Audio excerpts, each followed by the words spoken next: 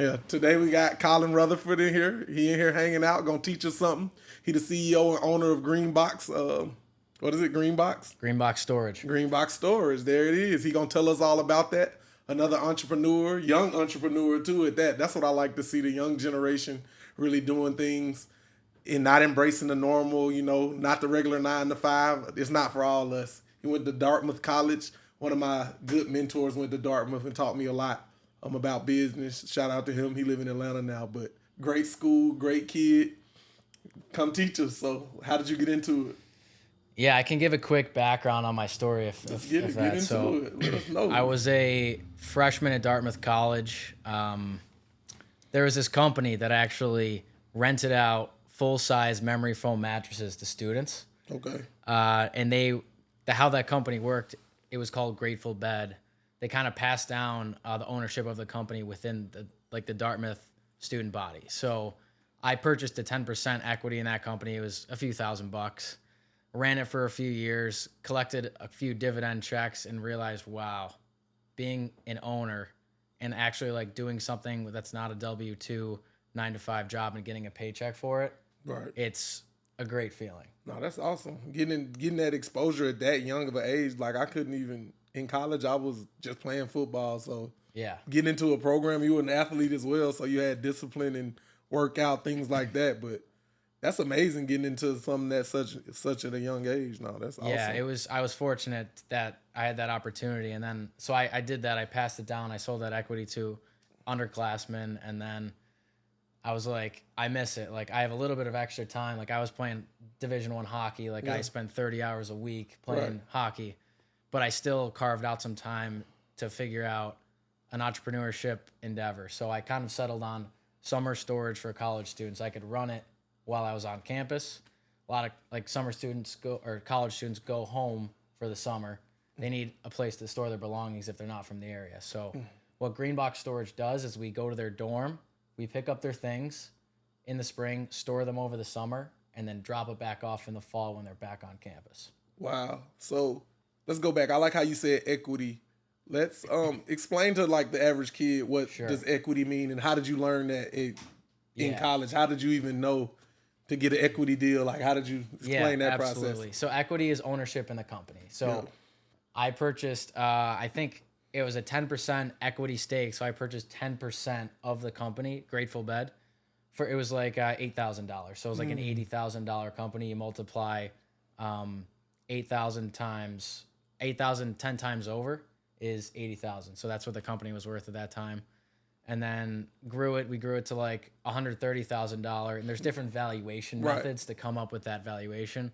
I sold it for $13,500, made a few $1,000, and I was like, wow, you can make some money doing this. How did you come up with that 8,000 when you were in college to even go into this investment? How were you even ready to receive that opportunity? Definitely. Most people get the opportunity, but they don't have the money. They're not Right. ready with their money. So how were you prepared? So something that I say about pretty much anything in life, but especially in entrepreneurship, it's about finding the way to get shit done. I didn't have $8,000 as a college student. Right. So I'm racking my brain. How am I going to figure out how to do this? So I was like, I got to be resourceful. I had a few $1,000s saved up. I put my savings toward it. I made a deal with a kid that was selling the equity. I was like, okay, I'll send you the remaining.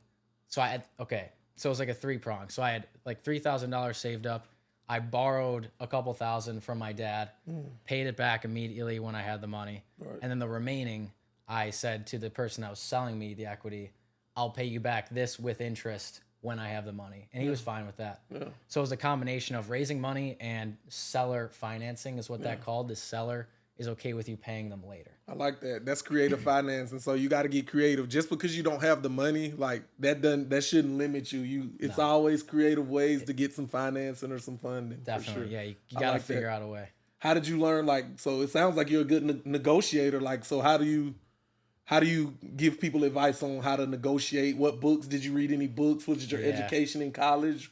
Did you have a mentor? Did your dad show you business? What kind of led you into this path? I know you were a college athlete, you were a hockey player, so you had the sports, but how did you get the kind of business acumen to recognize these opportunities? Because this is amazing. I didn't read a lot of books in college. Okay. It was mostly studying. I was an econ major, so I had a little bit of a background with money. But I'll take a bit of a side note here. Okay. Something I like to do is I drive, like, I have a car, so I spend a lot of time in my car driving to the gym, Yeah. drive to school when I was in school. Yeah. I turn my car, I like to call it a university on wheels. So a lot of people, when they're in the car, it's unproductive time. Yeah. They're listening to music. Right. It's not productive. Get an Audible subscription with Amazon. Read a book. Every time you're in the car, listen to that book. You can listen to 20 books a year if every time you're in a car, you're listening, you're constantly learning. That's a major life hack. Education doesn't end after you're done with school. It happens forever. You got to have that mindset. Need bars, take note, people. The audio book in the car, that's a easy life hack to increase your knowledge at a fast rate. No, I like that for sure. So, okay, tell us about, we go back, let's fast forward. So you're a star athlete, of course, if you got a college opportunity. Did you want to go pro in hockey, or did you was like, I don't know, I'll just get to college and figure it out after that? How was that? Yeah, I was definitely one of the better players growing up, and credit to my dad. He was a coach. He was a hockey coach, so he taught me everything I know pretty much in hockey and in life in general. Shout out to my dad, Scott Rutherford. Hey. But yeah, so I was an okay Division I college hockey player. Right. I didn't have the ceiling to go to the NHL or even like the league underneath the NHL, honestly. Yeah. And I was like, do I want to retire and pursue entrepreneurship and run green box storage full time, or do I want to go make $40,000 a year playing low level professional hockey? Right. I weighed the pros and the cons. I said, I'm going to go into entrepreneurship right away. That's right. I like that. So, what was the pivotal moment you say that made you realize? Was it the equity deal? What was the pivotal moment where you knew hockey, that is what it is. It's helping with school, but yeah, what was the pivotal moment? Like, I'm not doing no $40,000 a year for the hockey, or I'm not doing a 9 to 5. Like, what was that moment? It's interesting you say pivotal moment, because it wasn't really an exact moment I could pin into. It was more of a gradual, and I remember saying this to some people in my life. I'm like 50-50 if I'm going to play hockey or if I'm going to start entrepreneurship full time. And then it was like a couple months later, I'm like 75% sure I'm going to do entrepreneurship. And then it just went 100%. I'm doing it. It was more of a gradual decision. I like that. Let's get back on. So some advice let's go for the high school kids and then talk about college. So you, of course, you had an opportunity to go to college, but what do you know for that kid in high school that might not have a sports scholarship, might not have the grades to go to college? What do you tell them to do if they like, I don't want to, how do I get started in entrepreneurship? I might have to go get a crappy job for a few, But how do that high school kid who's not going to college and they don't want to, not going to college and they just probably about to start work or try to figure out life after high school? Definitely. Yeah, I've got some advice for that for sure. Yeah. So in my opinion, in school, whether that's high school or college, is the best time to start a business for a few reasons. There's not a lot of risk at that time. You don't have a lot to lose. Yeah. 2, you don't have a family and a spouse and kids to support. So it's a low risk time to start a business, but there's also some problems. You don't have a lot of funding. You don't have a lot of money saved up maybe, and you don't have a lot of experience. But my advice to someone who wants to start a business in high school or college is to start a service business. This takes very little upfront capital. I spent maybe $200 to throw up a website, green box storage, and we were profitable from day one. You don't have to save up $30,000, buy a bunch of inventory, and then sell it. You need to start a commercial cleaning company. You need to do something that provides value to somebody and doesn't cost you a lot of upfront capital. And that's a service business, in my opinion. And they're very profitable also. That's solid advice. I always tell people in business, either you're selling something or you're providing a service. Those are don't complicate it. Let's pick one of the two and we'll figure it out. But no, that's super sound advice. So let's go on to college. Let's say the college kid who didn't get the scholarship, the sports scholarship, or they didn't have that opportunity. They paying for college out of their pocket, so they going into Lord knows what debt. How do they need to pick a major, or what about the person they're going 100,000 in debt, but their job is only going to get them $40,000 a year when they get out of college. Like, well, how do you get them to turn their mind over to like think about what should I pick if I'm going to college? What major should I pick? Should I pick for the money or should I pick for my passion? Like, how do you kind of go into those decisions? That's a tough decision. Yeah. It's doing something that you don't like every day is exhausting. For sure. But being broke and being poor is also exhausting. Definitely gonna be exhausting. It's really a balancing act. Like you have to figure out, and it's not like one decision is where you're gonna go the rest of your life. I understand if you have a major in college, it might get you into a certain track the rest of your life, but I don't really have a one size fits all answer for that. It's definitely it's a person by person basis. We have to figure out what's best for you. No, I'll take them. Like when I went to college, I went for football scholarship, but at first I wanted to be a pharmacist. I had no idea, probably just because I thought they made a lot of money at that time. Doctor, like the same thing everybody thinks. Doctors, lawyers, all that kind of stuff make a lot of money. But as I got into it with football, like I didn't have time to take chemistry and biology classes. So one of my friends was like, hey, why don't you just try supply chain? I was like, I don't know what that is, but I'll go to the business class, of course. So that's kind of how I got into my major.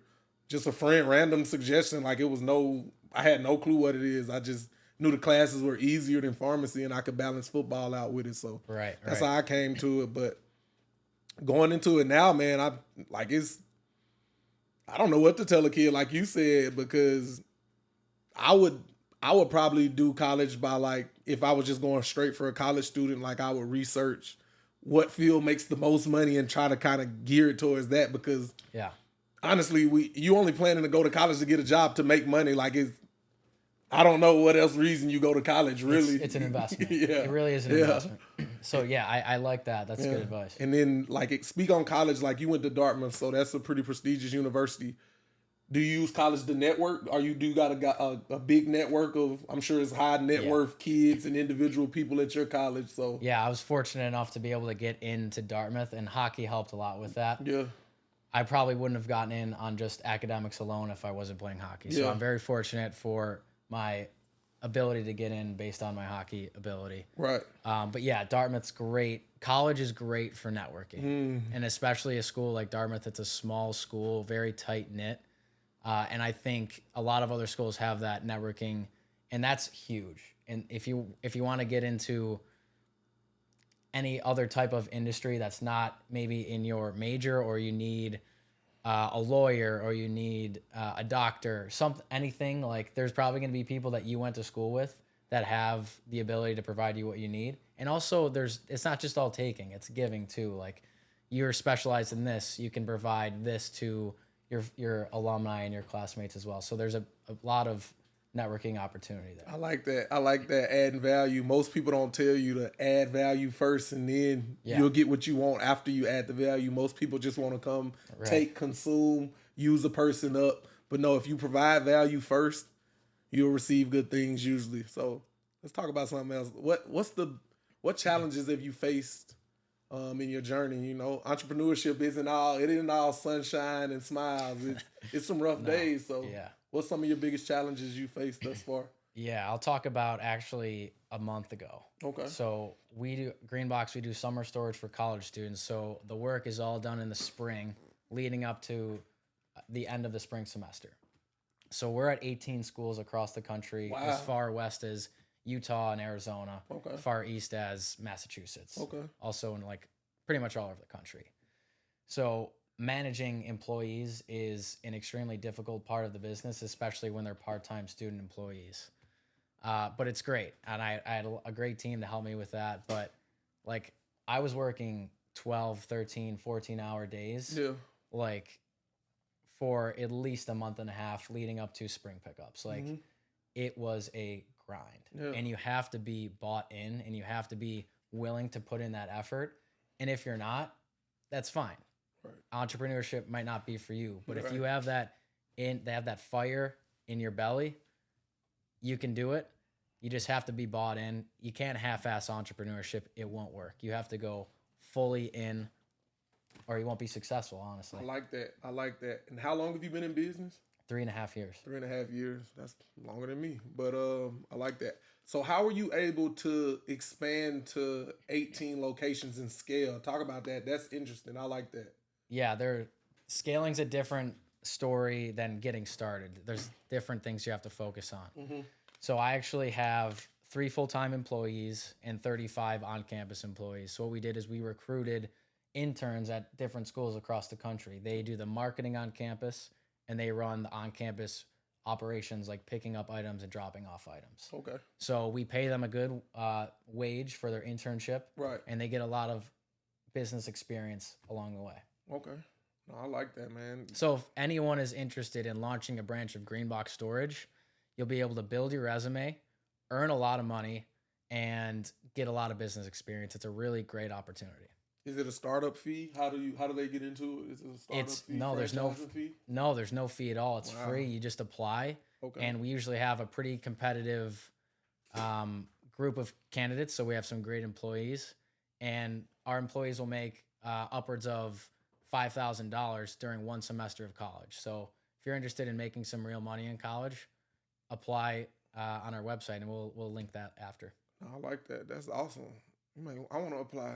I want to apply for that. That's lit for sure. I like that. So, man, I like that expanding. So, how far do you see that going? How far are you trying to expand that out? Are you trying to get in every university in America? Yeah. What does that look like for you? That's a good question. And entrepreneurship is a constantly changing environment. Like, we are not an established company that's been around for 40 years. We know exactly what we need to do. So we thought this year we were going to go in, expand to pretty much any type of school, and we're going to be successful. We learned that was not the case. Like, a lot of schools have local students, and they don't need storage. So this was a learning opportunity for us this year. Entrepreneurship is always learning. Yeah. So now we're going to focus on smaller, wealthier private schools or really large state schools, because that is the market that we're targeting. Entrepreneurship, you got to find your target market, and it's not everybody. I like that. You're going to be successful if you find a smaller niche and you hyper focus your marketing to that niche. Then you'll have a good chance of being successful. 100% right advice. This kid know what he talking about. He not even a kid. He a grown man for sure. He definitely know what he talking about, people. Like, he's saying niche. Like you said, you can't serve everybody because everything isn't for everybody. That's just life in general. But I like how you said that. That's really smart. Let's go into another one. Let's see. Who's been the most influential person? You can either talk family or let's say just regular, and then let's say business. Who's been the most influential people in your life? Do you have a mentor? Is it somebody who's like, damn, he really helped me get to this next level? Like, yeah. Yeah, I'd really say my mentor, and it's a family member. It's my father. Okay. Definitely. Like, he's an entrepreneurship himself. He used to run an industrial engineering consulting business, and now he's a hockey coach. He runs spring clinics and summer camps. So I think I get my entrepreneurial drive from him because he's an entrepreneur. Right. And yeah, he's been instrumental in teaching me and motivating me at times to continue down the path. Yeah. And honestly, I can't really say that I do have another mentor like that. It probably is it's mostly him. Like, that's awesome. He's a beast. Nah, for sure. He's a beast. Nah, that's what it's all about. That's good that you had that growing up in your house. That's awesome. My dad was a football coach, so he taught me how football, but business, I had to learn that from other people. But it's nothing wrong with that, though. It's how life is. Yeah. So what motivates you? What's your motivation to keep it pushing forward, keep expanding, keep growing, keep learning? Like, what's driving you? That's a really good question. Yeah. I'd say financial freedom. Mm.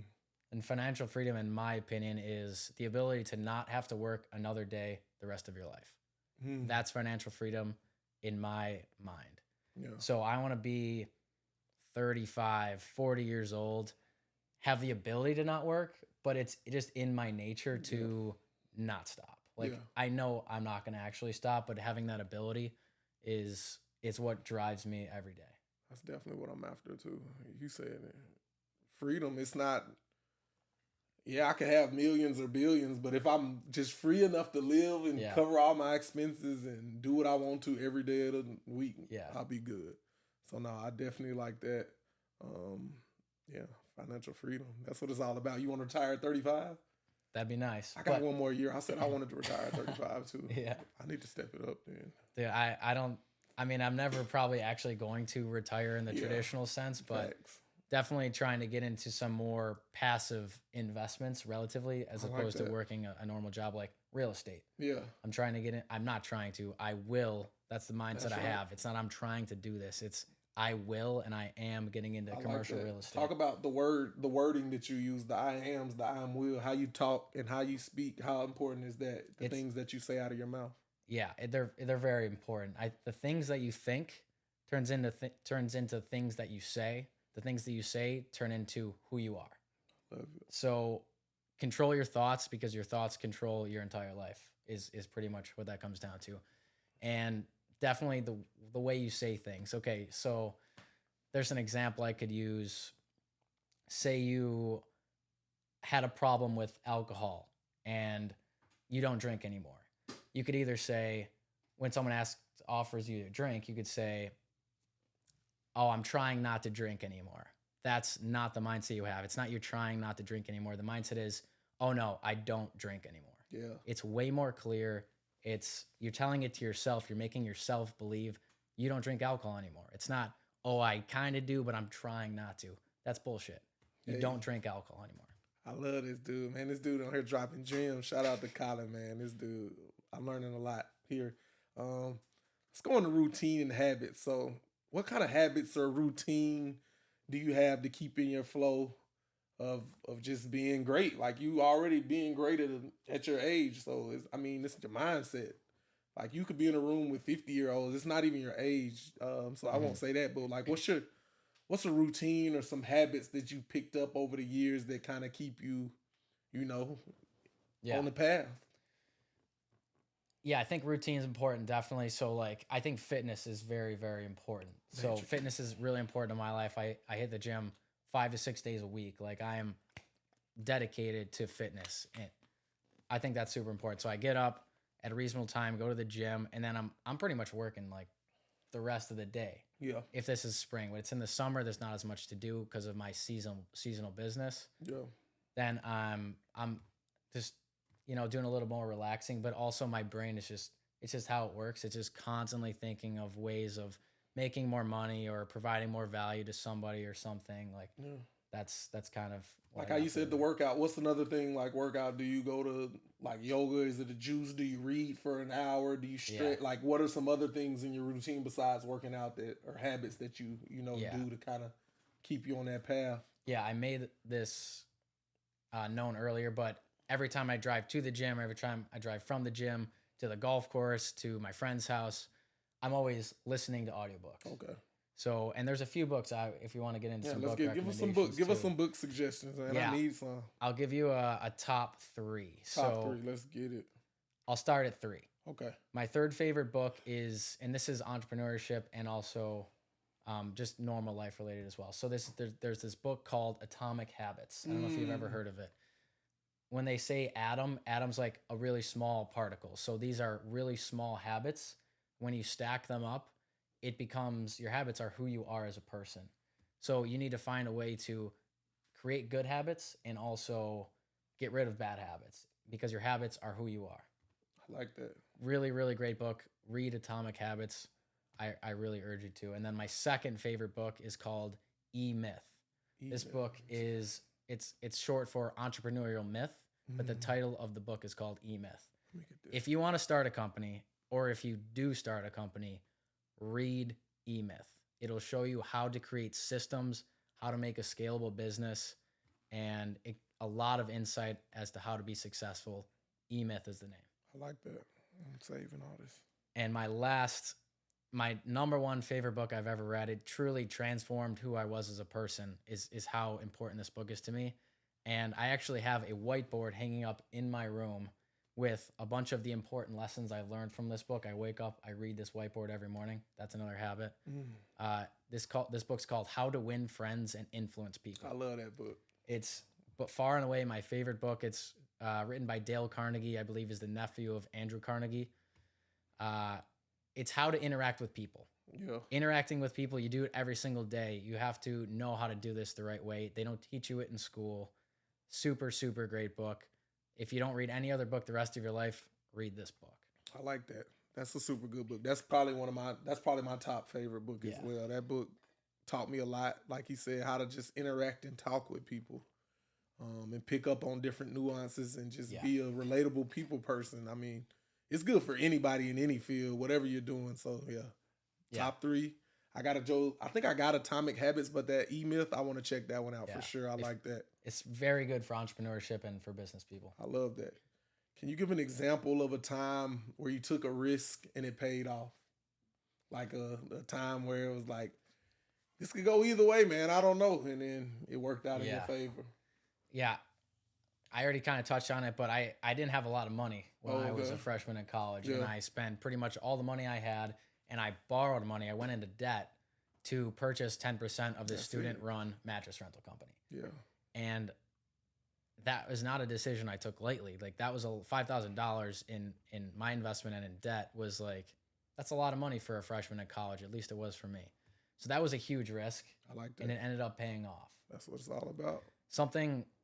Another piece of advice I have is a lot of people do too much analyzing, and analyzing is important. It's definitely important, but there's a point where it can become too much and people get paralyzed. It's called analysis paralysis. Yeah. So what I like to say is, if you're going to be successful in life and in entrepreneurship, you have to have a bias for action.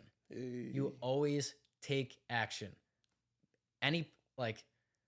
If you have no plan, that is bad. If you have a bad plan, that's better than no plan. You always have to have a bias for action. Go do this, go try this. Learn by failing. Is if you don't try anything, you're not going to learn anything. Always have a bias for action.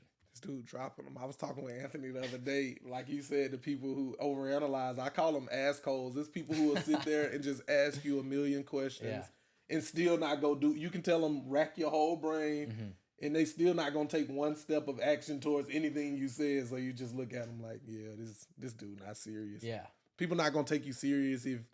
Like, say if we met and you told me to go read E-Myth, the next time I saw you and I didn't have E-Myth read or I'm reading it, like, that's the kind of, like, people wouldn't take me serious or nobody, like, my mentor or somebody that I'm trying to learn from, if you don't do the things or taking the steps of action that they're telling you, they probably going to lose interest in trying to help you out or leading you along the path. So, great. Take action. Take action. Gotta take action. So, let's get it. How do you avoid being burnt out?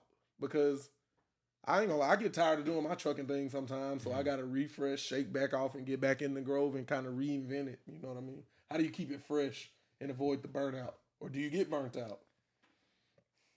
I guess in my line of business, it's seasonal. Yeah. So like right now, I'm like almost pretty much on vacation mode. We're kind of just, things are in storage. We don't have a lot going on. But that 5-month period leading up to now was nuts. Yeah. It was absolutely nuts. So I think it's important to try your best to put your business aside at times. But like really, you're never going to be not working if you own your own business. Like I'll go to the gym, I'll be taking calls, I'll be having to text my employees, figuring out what's going on. I'll wake up in the middle of the night, I'll be checking my email, see if there's anything. So it's tough. Like if you want to get into entrepreneurship, you have to be prepared to literally be always working. So it's tough to separate yourself, but you have to do your best to try and do that as much as possible to avoid burnout. I like this. Man, this dude on it, man. I'm super impressed. Thank you for coming out today, man. Yeah, thanks for having me. This is great. Let's see. What role does failure play in your journey, and how do you bounce back from a failure, a tough loss or a loss of money or just a tough time? How do you overcome it? We all fail. I know I fail every day sometimes. You know how it be, but yeah. How do you come back? When failure sticks its ugly head in front of me, I laugh at it. Yeah. I absolutely laugh at it. Like, I don't care about failure. I don't care what I look like to the outside environment. I started 3 or 4 businesses in college that isn't green box storage. They're all failures. Yeah. But then I hit this one. This one worked. We're going to do $450,000 this year in revenue. Yes. This one is working. That's right. So you're going to have failures, and you cannot let that get in your way of your ultimate potential and your ultimate goal. Laugh at failure when it sticks its head up at you. I like that. A lot of people, like, even when I started shooting content, people like, what are you doing? Like, I'm doing something that you ain't doing. Like, I'm trying something new. Like, so yeah, I like that. Laugh at them. Like you say, they're not going to understand your vision. Not everybody's going to understand your vision, understand what you're trying to do with your life. It's only in you. You're the only one that can see what's best for you. So yeah, I like that. Laugh in the face of failure, dropping gems. So let's see. With Greenbox, how do you stay up to date with, industry? Like, I know in trucking, things change every week to week, month to month. Like, the things I was doing, I'm sure the things you were doing 2 years ago don't work in this year. So how do you stay up to date with the industry trends and the knowledge? Yeah, it's not a super competitive industry. Like, there are some national companies that do exactly what I do, and there's some smaller companies that do this too. But there's not like a body of research that I can look up and see what the industry trends are. Something like trucking or something like drop shipping or something like a cleaning service. I'm sure there is. Yeah. So I would look up, do some research online. I mean, everything is on the internet. So you can just look up, see what the industry trends are, see what new companies are doing, what their innovations are, and see if that's going to be a good fit for your business. A great way to build a successful company is to model it after a currently successful company. Like, I draw inspiration from some of my competitors all the time. And I think that's a great way to, they've done the testing and now it works for them. They've been doing it for a while. Good enough for me. I love it. Don't reinvent the wheel, people. Yeah. Most business, unless you a visionary coming with something crazy from scratch, most businesses are out here already got a plan, model. You can copy and kind of add your own ways to it. I like that. So you got a staff and team. What qualities do you look for when you're trying to build your team or hiring? What's most important? What values do they need to possess to be a part of your team? Yeah, definitely we have some core values at Greenbox Storage. I'll just name a couple of them. So communication is probably my most important core value at Greenbox Storage, and just in general, like personal relationships and business. You got to be able to communicate clearly, and also, like, a lot of people we interview, like, they talk without saying anything. So they're always talking in circles. If you ever talk to somebody or you're interviewing with someone that does that, it's a huge red flag. They can't communicate. Yeah. And in this day and age where technology and social media is becoming way more prevalent, the communication skills of a lot of people, in my opinion, are deteriorating. Yeah. So finding a really good communicative person is super important. Oh, well, that's awesome. And another core value, reliability. Right. So many people, especially in the United States, I have some overseas employees and they're phenomenal. Especially in the United States, reliability has become an issue. A lot of people don't want to work. Yeah. So finding a person who is reliable, super valuable. Do whatever you can to keep them on your team. If you're at that point in your entrepreneurial journey where you have employees, keep those reliable people on your team. They're invaluable. Yeah, no, I like that. That's kind of like sports. You just keep showing up. Eventually, you'll either get better or something. We all know that super talented guy who can wake up out of his sleep and come to practice, but he might think he's a superstar. Eventually, that guy who comes every day, lifts every day, studies every day, he'll surpass the superstar talent just because he outworked them. So I like that, showing up every day. I'll take the person. He might not be the fastest driver or the best whatever, but he comes to work every day ready to work. I'll take that guy 100% of the time. 100%. Reliability for sure, especially in a logistics business where things got to get places on time. I love that. That's super important. I love it. So, like, back to your dad and the mentorship. How important do you think mentorship is, just in life in period, like general? Because me, like this year, I've been working with a lot of different mentors, but you outgrow mentors. It's different levels to mentorship. The people that were mentoring me 10 years ago, you might grow up and move and surpass them. So kind of tell us about the role of mentorship. And like you said, it's your dad. You got the ultimate one right there. That's the best one to have. My dad's one of my mentors as well. But just tell the people, like, if you're trying to really take that shortcut path, Yeah. like a good mentor can help you out more than school or Yeah. anything type deal. So And yeah, mentors are huge, especially if they have knowledge in what you're trying to do. yeah, So that's the huge, most valuable mentor, definitely. But yeah, I don't think if you don't have a mentor, it's not like you can't be successful. You Right. gotta do it. You gotta learn from failure. But a mentor can definitely provide a bit of a shortcut, provide you that insight, and be a huge success. And it's not like if you don't have a mentor, don't go out and say, "Hey, will you be my mentor?" right. That's not what you want to do. You're not Nah. going to go out if you're a guy. You're not going to go out to the bar right away and say, "Hey, do you want to be my girlfriend?" No, that's not what you're going to do. You're not going to. Right. So you got to build a relationship, and then that's kind of how mentorship develops. like Very that. important to have mentors, but not the end all be all.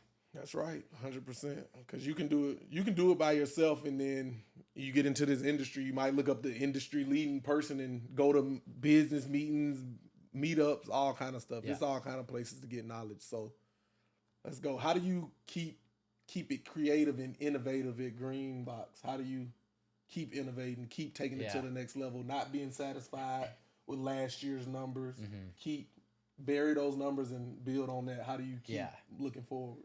Yeah, we tripled our branch presence from 6 schools to 18 schools this year. We're going to try to triple again. We're going to try to, we're not going to try to. Sorry, I got to take my own advice sometimes. We're not going to. We are going to triple to 56 schools in 2024. Yay. So, yeah, we're going to triple it up, and we have to stay ahead of the trends technologically. So, we have a great software developer. His name's Jack Ganibus. He's a Dartmouth student, so we're hiring other people in college as well. So we're developing a ton of technology to help make our company more efficient. We have the ability to do that now because we're making some good profit, so we can reinvest that back into the business and expedite the growth of the company. Talk about that. I like how you said that. Reinvesting. Because Yeah. when you make the money, you don't take it out and go buy a Ferrari. What do? Tell Yeah. the people what you really do with the money. You're supposed to do with the money. Yeah, you got to invest it. And whether that's in the business or in your personal life, it's in the stock market, in real estate now, what I'm trying to do. Not, I keep saying trying. do it. I got to It's stop okay. saying trying. That's right. It's what I'm doing. Yeah, you can't just blow the money that you make. Say you make $40,000 in your second year running a business. Don't go buy a $40,000 car. It's not worth it. You got to turn that into 2 years down the line, $160,000, and then you turn that into $300,000, and then you create a passive income stream, which should subsidize your life. I'll jog to the side a little bit. Most people, this is the path they have of they work, they earn income, they spend it, and then they have to work to gain income and spend it. It's a never-ending triangle. But what you really need to do, and this is what I will be getting to in my life, you work, you gain the income, you invest it, and then you spend it. So basically, that wasn't the best way of describing it. Basically, you invest your money and use the income from your investments to subsidize your living costs and your lifestyle. You don't subsidize your lifestyle with your W-2 income or your business income. You invest it, and then you use the passive income from your investments. Your money's working for you, and then you use that to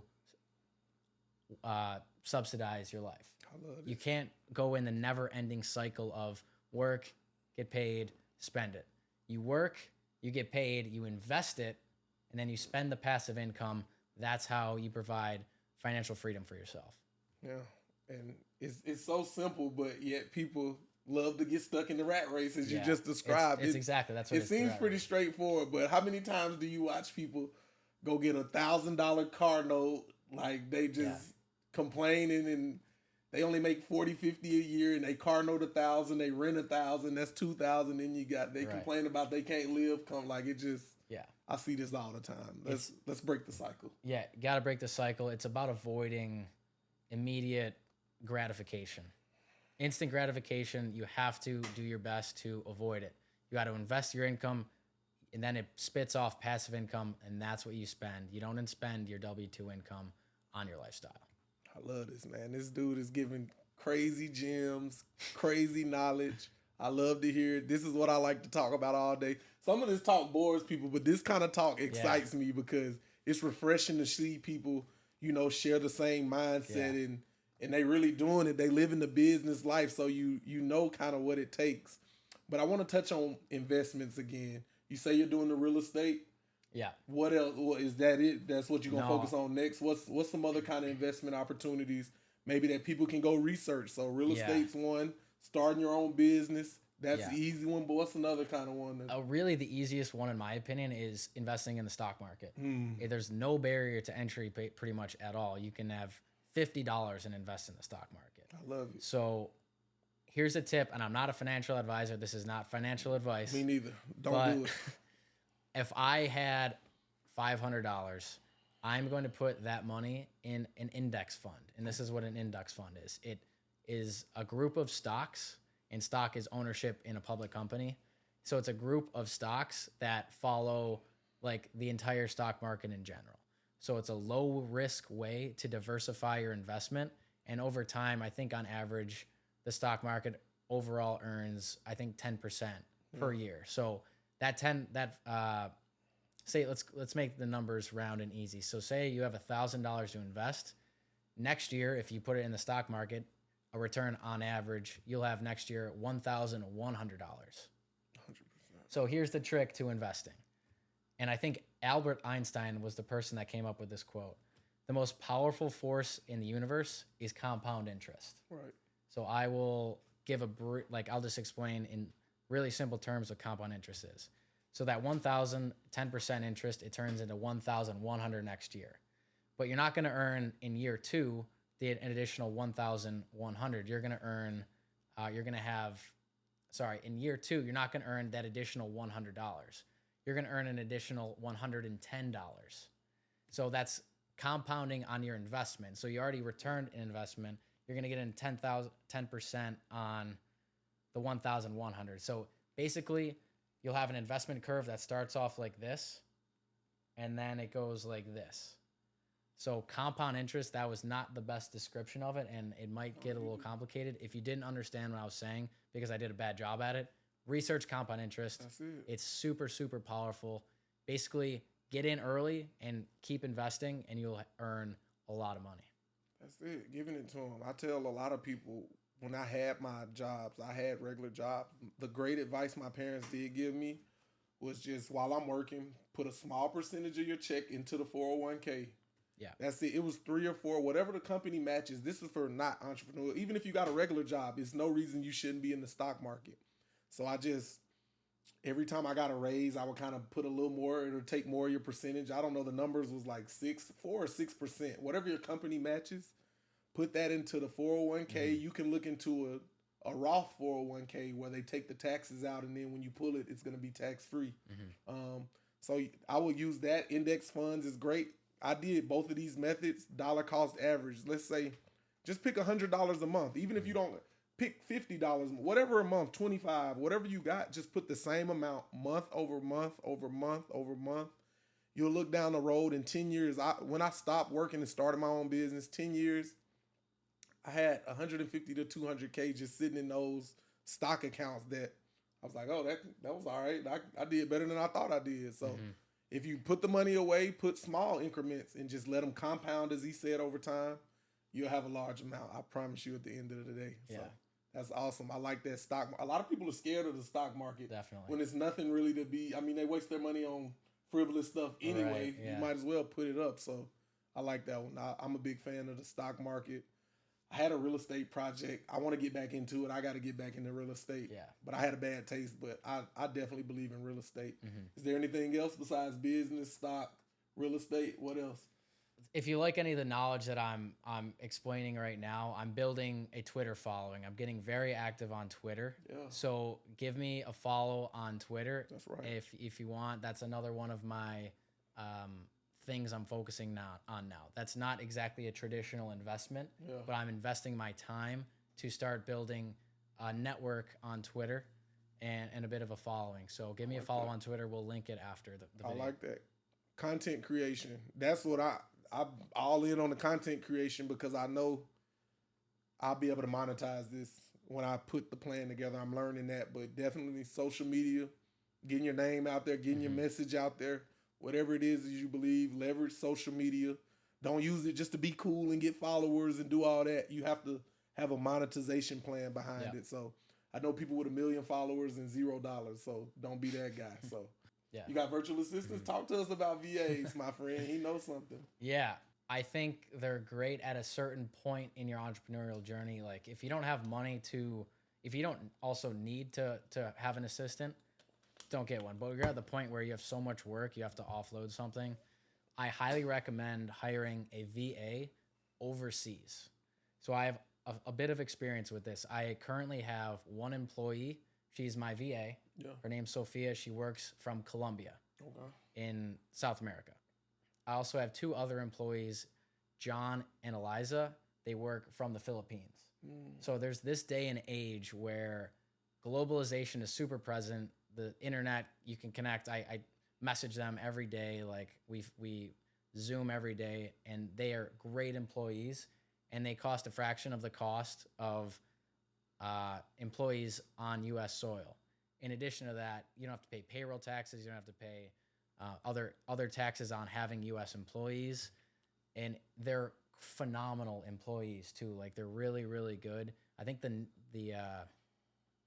just the overall culture in some other countries, they're just go-getters. Yeah. They really they won't take no for an answer. They're going to get the job done. No, and that's kind of how the U.S. probably was, I think. And I think we're getting away from that a little bit. Definitely is. So we gotta get the job done. You got to do anything possible to get it done. I like that. So how do you source your VAs? What is it? Some sites or is it? Yeah. Or how's that process? Let the people know. Yeah, one great site I used to hire my Filipino employees was Support Shepherd, and I found them on Twitter. I was scrolling through Twitter, it popped up. They're a headhunter agency, so they find overseas talent.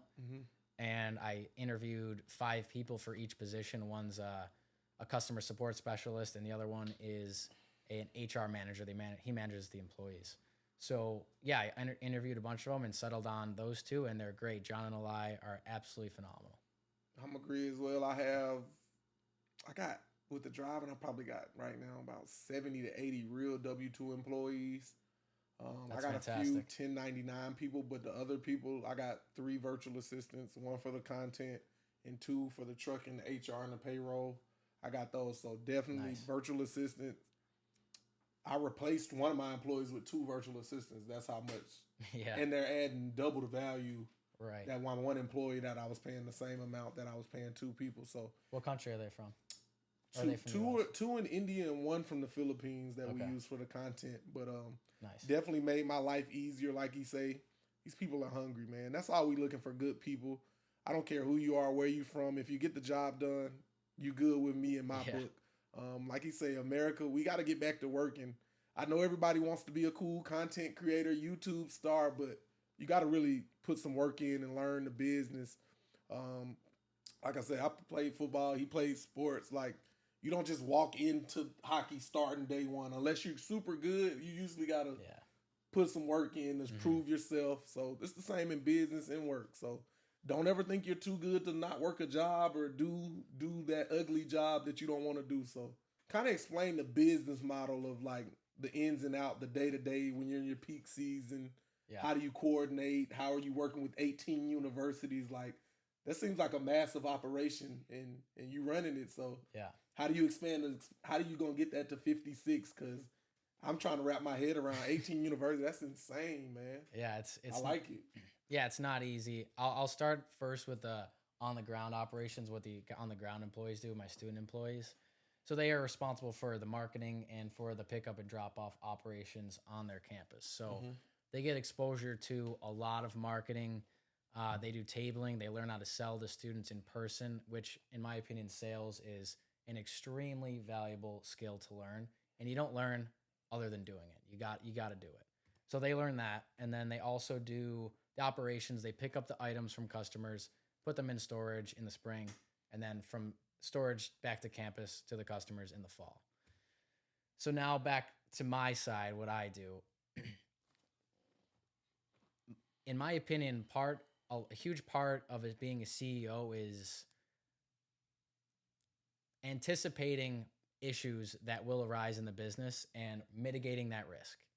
So I think there's going to be risk in this, and I'm going to plan this in anticipation of it happening. So that's one thing I like to do. But also to get 56 schools, I can't do it on my own. Like, it's just not possible. So we're building out a team of customer support specialists, of HR managers to manage the on-campus employees. And then it's my job to manage my full-time employees. So really, I think, in my opinion, when you're at that stage, when you're at the stage of you actually have employees, the toughest thing in small business and in business in general is managing people. It's not easy.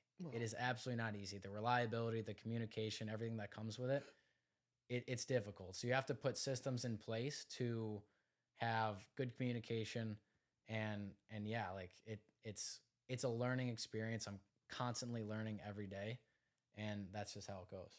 I love this. It sounds like, how do you automate your business? It's a lot of steps automated. Yeah. How Automation do you is super automate? How important. did you, what tools or any tricks of the trade you can give to people on automation and scaling? Explain to them what automation really is, though. Yeah, sure. Automation is pretty much removing the entire human element from a system. Yeah. So if we have an order that's placed, they get an automatic email confirmation. That's a simple automation. So we don't have to manually send them an email confirmation. So we have like other tools we use that we're building out. Jack, our software developer, is making a whole suite of technology that adds automation, but on a more simple scale, like something as simple as a Google form. So say like you have a customer and you need to fill out their information. You simply put it all on a form and then it turns it into a spreadsheet of all the customer data. That's another automation that you could use in the very basic sense. So that's kind of one example I can think of. I love it. And another tool that I actually haven't used a lot, but I think could provide a lot of value for a lot of companies and a lot of startups, it's Zapier. Zapier. It's a company, like they have like 4,500 different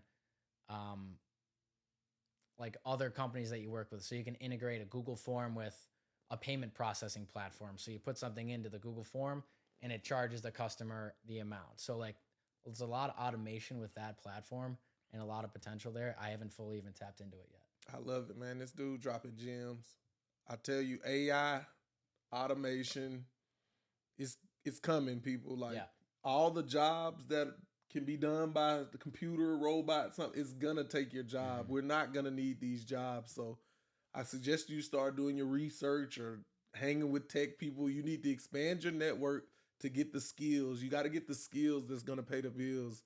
And what he's saying, learning these skills is gonna be important. A lot of people think the world has changed just in 2 years since the pandemic. The world has changed. So a lot of stuff people are doing are outdated, and you're gonna be in for a rude awakening come pretty soon, man. So I love it. Also, speaking of sales, I like when you said sales. That's a good skill. Either sales or providing a service. It all comes back to one of those two things for the most part when you're starting a business. How did you learn about sales, though? What got you into sales, and how did you learn how to sell? Did you have to hear no a lot? I hear people say, "Oh yeah, yeah." And honestly, sales and service businesses aren't like two different things. Like you have to sell your service business to a customer to convince them to use it. 100%. If you're a father or a mother, you have to sell your child on why they should eat their vegetables every night at dinner. Like all of life is sales, whether you're in business or whether you're working some other desk job. So sales is super important. And I think reading books is great on sales. You learn about psychology, that kind of thing. But also reading books is great if you implement what you've learned in the book. Right. You're not going to become a better football player if I watch the Buffalo Bills play every Sunday. Right. I'm not a better football player because I watched it. I got to go out and actually do it, or else I'm not going to make any improvements or very marginal improvement. 100%, man. So speaking of sales, is it a price? If people have been trying to get a valuation on your company, if you got a valuation on it, would you sell? Yeah. What's the plan? What's the exit strategy? Are you looking to exit or scale some more then exit? So kind of Yeah. let us know on that. Yeah, at this point in the stage of my company, Greenbox Storage, we're only 3.5 years old. We're pretty young. So, yeah, I would say I'm not exactly ready to sell the company yet, but there's different valuation methods you can use, like discounted cash flow. You can look that up, or an EBITDA valuation method. I actually raised some money from a friend and current partner in the company. He bought a 20% equity stake in my company for $100,000. So that was last year, 2022. We valued the company at $500,000. Yeah. At this point, we've grown a lot. It's going to be worth more than that. But at this point, I probably wouldn't sell the business unless it was a really great offer. And then I would use that money to either start another business or invest it in something that provides me some passive income. I like that. What was your initial startup capital? It was from the mattress. What was your initial to start Greenbox? What do you think you took to start it up? $200. $200. I really barely paid anything to start this company, which is great in a service business. If you're gonna do power washing, you got to buy a power washer. Okay, that might cost $1,000. If you're gonna do some other type of driveway cleaning, it might cost a couple $100. You got to throw up a website too. I literally spent like a couple $100 to throw up a website and started bringing in orders. It costed me essentially no money to start this business. And if you don't have any money, find a service business that's going to cost you little startup capital and swing for the fences. You got to go for it. I love this, man. See, people always, I don't have enough money. They always complain. $200. It's $200. Come on. Yeah. You got to have the right mindset, man. It's nothing limiting you guys out there. So we don't want to hear the excuses, but yeah, man. Thank you for coming on. I think that was good, man. Yeah, thanks for having Colin, me. Really that's awesome, appreciate man. it. Colin, Greenbox Storage, man. Go support them. Yeah. Need some Colin. You need some boxes moved, whatever. Some advice. Go follow him on Twitter. I checked his page out. He got good tweets, man. Y'all go get the information. He dropped a lot of gems, helping people in the community, providing service to college students, man. He doing a lot of good. I like this guy. Yeah, appreciate it. If you need any help, I'm huge about giving back too, because I just think that's super important. You got to add value. So feel free to reach out if you need any type of mentorship or you're looking just for a couple questions answered or for some advice. DM me on Twitter, DM me on Instagram. My handle is Colin Rutherford on Instagram, 2 L's in Colin. Happy to help out pretty much anybody as long as you're not trying to sell me something. Yeah, that's right. We don't want no sales unless we want to. That was awesome. That was our first time shooting. Was it really? I think that was our first time shooting. That was crazy. That was he really, thought I really wasn't going to be ready. Now I'm ready though. Yeah, you had